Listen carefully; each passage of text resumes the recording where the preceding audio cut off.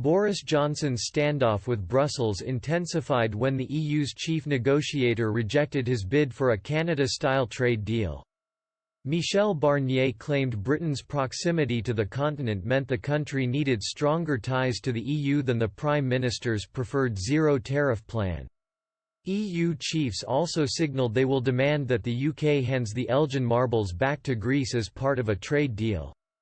Mr. Barnier's remarks raised the likelihood of deadlock when the two sides begin talks on a trade deal next month. He claimed the bloc will stick to its previous offer of an ambitious partnership, with the UK remaining tied into a swath of Brussels regulations after the end of the Brexit transition at the end of the. We remain ready to offer the UK an ambitious partnership, he said. We have proposed a trade agreement that includes in particular fishing and includes a level playing field, with a country that has a very particular proximity, a unique territorial and economic closeness, which is why it can't be compared to Canada or South Korea or Japan. M. Barnier said the EU was ready to work very quickly with the UK if Mr. Johnson accepted its offer. We remain ready to propose this partnership if the UK wants it, the Brussels diplomat added.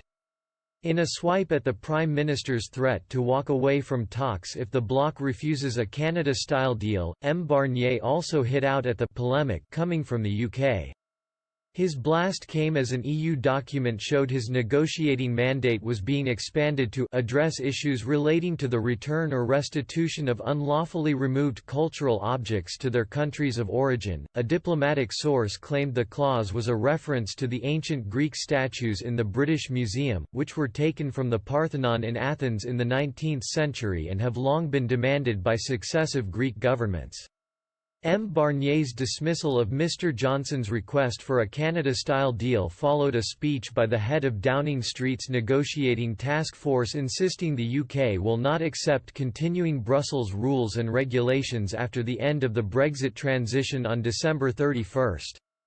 Senior civil servant David Frost rejected EU demands for a level playing field of standards and regulations. We bring to the negotiations not some clever tactical positioning but the fundamentals of what it means to be an independent country.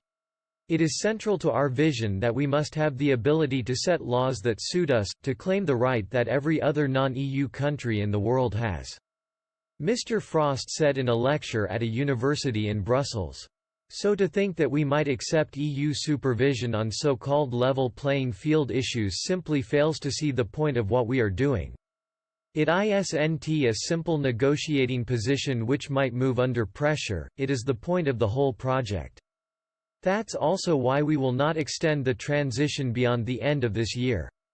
At that point, we recover our political and economic independence in full. Why would we want to postpone it? In short, we only want what other independent